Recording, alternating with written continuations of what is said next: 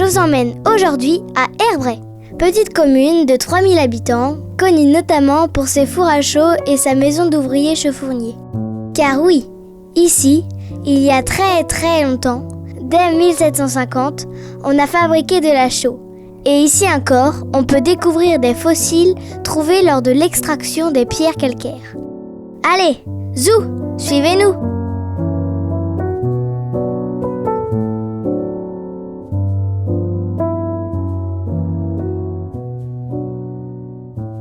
Donc nous nous trouvons à l'écomusée des fours à chaud d'Herbray avec les 2 derniers fours à chaud qui se trouvent derrière moi, qui sont encore visibles sur la commune.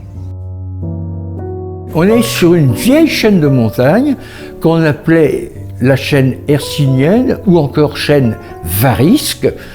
Et c'est une chaîne qui s'est formée à la fin de l'ère primaire, à l'époque carbonifère. Certains imaginent qu'elle était relativement comparable aux Alpes. Ça veut dire que le calcaire d'Herbray n'était pas limité à cette petite couche qu'on exploite actuellement. Eh bien, le site d'Herbray est extrêmement célèbre pour les géologues et les paléontologistes. Il est connu mondialement en raison justement de la présence de fossiles très particuliers qui datent d'une époque que les géologues appellent dévonien. En gros, on peut dire que ces roches d'âge dévonien se sont formées il y a approximativement 400 millions d'années, donc ça date beaucoup, et les organismes fossiles qui vivaient à cette époque étaient en effet extrêmement différents de ceux que l'on connaît aujourd'hui.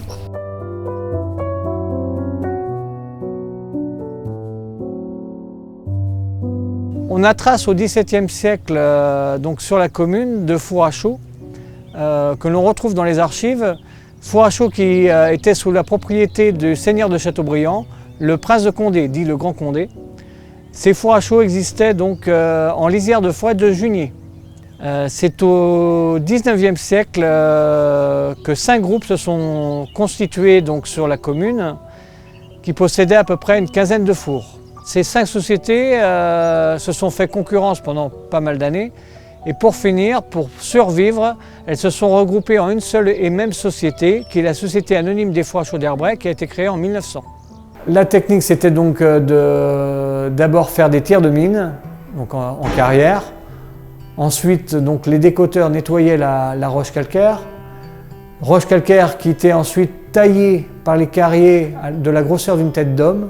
Et je me souviens avoir été impressionné par la façon dont on exploitait le calcaire avec des barres à mine qui faisaient presque 2 mètres de haut, très grosse, énorme. J'avais du mal à la soulever elle-même. Il y avait une chaleur terrible dans ces carrières. Il fallait quand même charger toute la pierre dans des wagonnets qui remontaient grâce au treuil, à un treuil soit tiré dans l'ancien temps par des chevaux qui tournaient autour d'un axe et qui remontaient les wagons par un treuil. Donc ici nous avons le treuil qui permettait donc d'acheminer les wagonnets tout en haut des fours, alimenté donc grâce à une machine à vapeur.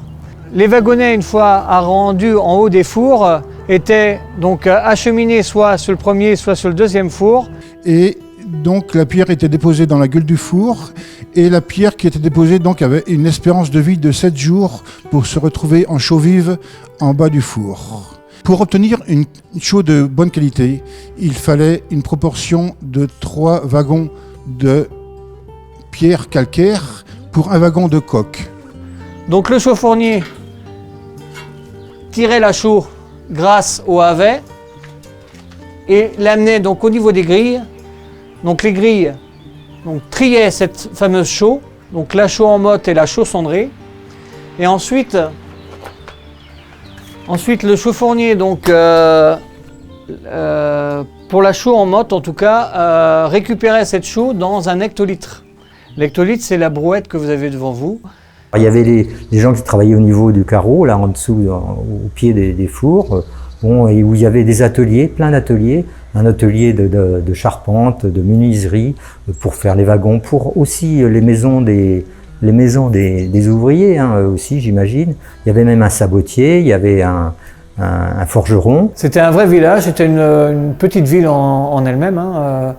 Alors la société donc, possédait des fours à chaux, elle possédait également des maisons ouvrières.